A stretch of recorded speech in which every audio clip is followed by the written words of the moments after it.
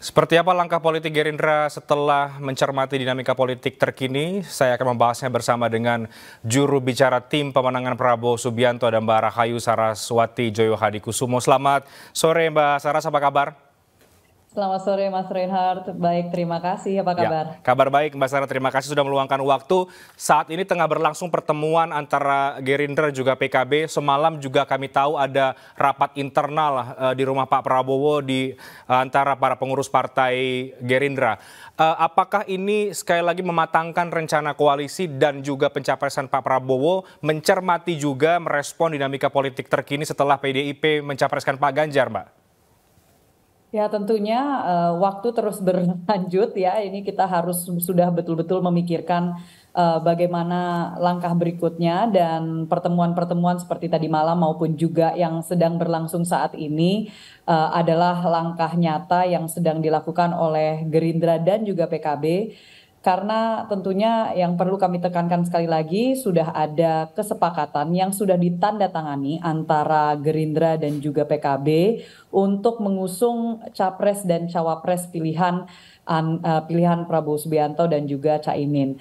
Dan tentunya yang memiliki wewenang juga untuk menentukan arah kebijakan ke depannya adalah antara mereka berdua.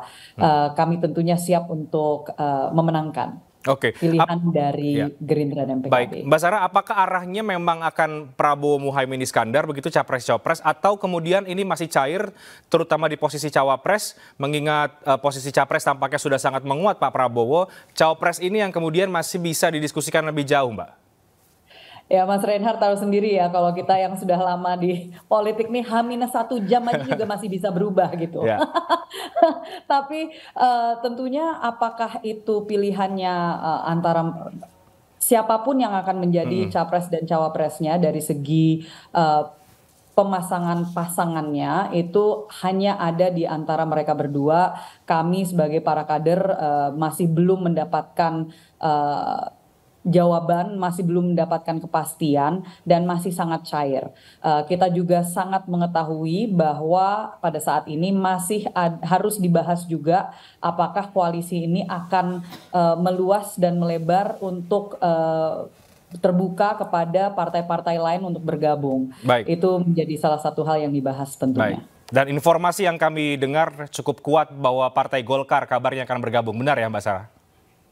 Masih dibicarakan dan itu akan kita harus bersabar untuk menunggu kepastiannya. Oke. Tapi tentunya pertemuan-pertemuan kemarin dari semua partai yang sudah datang ke kediaman Bapak Prabowo Subianto tentunya untuk membahas kemungkinan-kemungkinan adanya pemekaran dari bukan pemekaran maksudnya perluasan dari koalisi ini. Tapi Partai Gerindra, Pak Prabowo sendiri artinya seberapa terbuka Mbak Sarah terhadap perlebaran koalisi ya dengan adanya Ya. partai-partai lain yang bergabung? Apakah sangat terbuka atau kemudian juga membatasi mengingat tentu ada kepentingan partai yang tetap dibawa ya ini mencapreskan Pak Prabowo Subianto? Kalau dari segi keterbukaan, beliau dari awal selalu menegaskan bahwa Gerindra dan Bapak Prabowo Subianto sangat terbuka untuk menerima partai manapun yang ingin bergabung dan bersama-sama. Tapi tentunya syaratnya ada ya, syaratnya adalah untuk Indonesia. Karena tahun 2024 Indonesia yang harus menjadi pemenangnya. Jadi selalu beliau tekankan bahwa ini bukan untuk kepentingan Prabowo Subianto, bukan untuk kepentingan Gerindra, tapi untuk kepentingan Indonesia. Dan kami semua sangat mendukung apapun yang menjadi keputusan beliau. Oke, Mbak, mengingat cukup intensif kita lihat Pak Prabowo didatangi oleh sejumlah tokoh bertemu, kemudian juga rapat internal Gerindra juga dilakukan. Apakah artinya pencapresan dari PD Perjuangan Pak Ganjar ini cukup berpengaruh terhadap dinamika politik, terutama langkah yang akan diambil oleh Partai Gerindra ini, Mbak?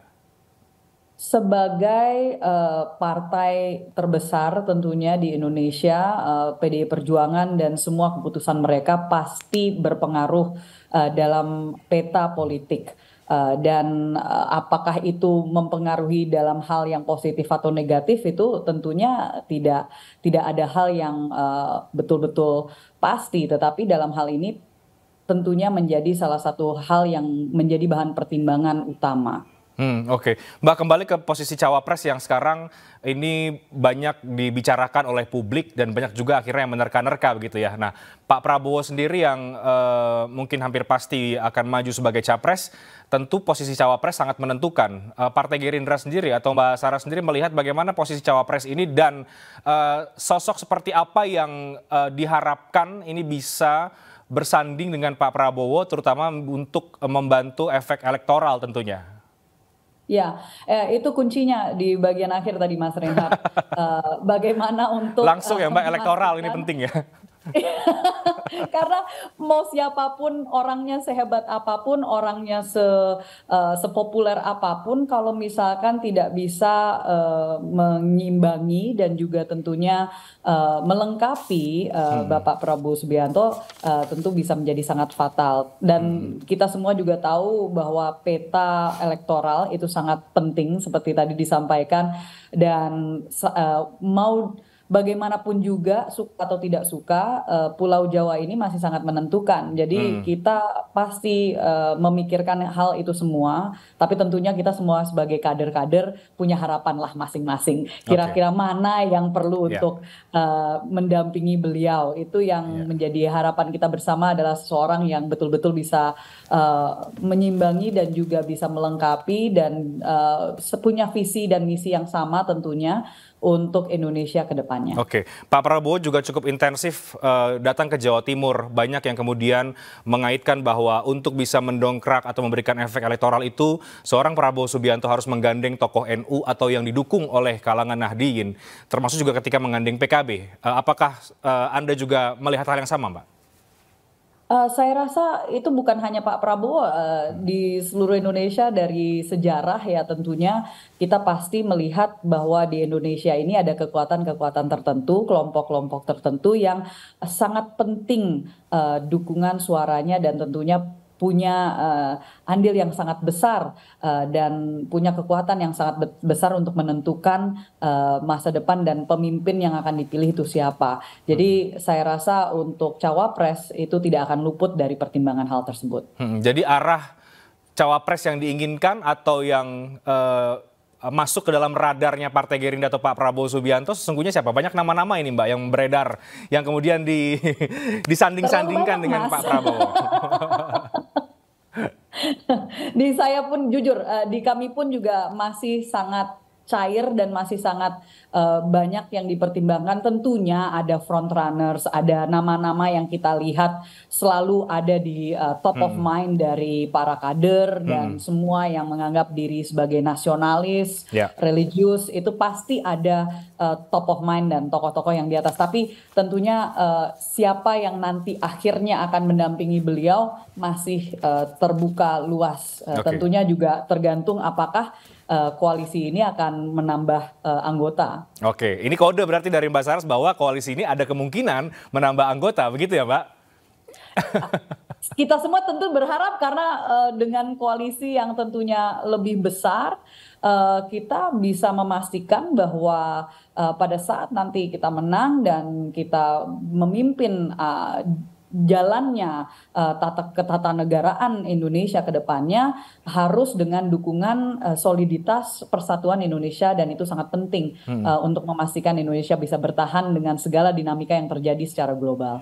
Oke, dan ketika nama-nama yang muncul sekarang, kemudian ada nama Pak Erick Thohir, Pak Sandiaga Uno, Mahfud MD, bahkan kabarnya kemudian juga Pak Prabowo menginginkan Kofifa Indar Parawansa atau Pak Erlangga Hartarto. Apakah nama-nama itu juga yang kemudian ada di pusaran Partai Gerindra, Mbak Saras?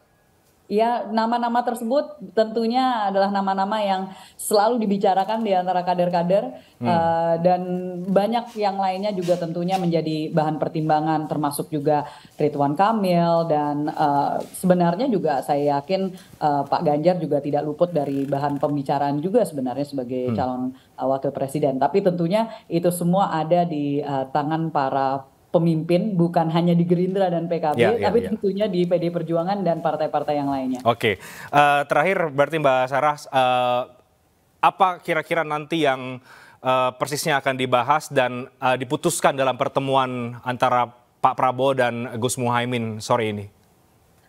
Kalau spesifiknya apa hanya mereka yang akan, dan itu pasti akan disampaikan di akhir pertemuan nanti, saya yakin. Tapi tentunya dari segi koalisi itu sendiri pasti akan dibahas. Apakah akan mengerucut sampai ke cawapres? Saya tidak yakin, tapi kita akan lihat saja.